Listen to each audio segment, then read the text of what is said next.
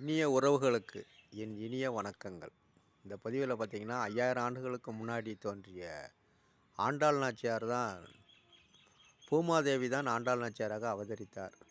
இவருடைய பாடல் மூலம் குருவை மதிக்க வேண்டும் என்பதை நமக்கு தெளிவுபடுத்துகிறார் இந்த ஆண்டாள் நாச்சியார். நவக்கிரகங்களில் 9ல் குரு ஒரு இருக்கிறார். இவரை பற்றி நம்ம பேசணும் அப்படின்னா, ஆண்டாள் நாச்சியார் நம்ம உலகத்துக்கு ஒரு வழிகாட்டியாக இருந்து இப்படித்தான் வாழணும் அப்படிங்கிற அழகாக சொல்லியிருக்கிறாங்க.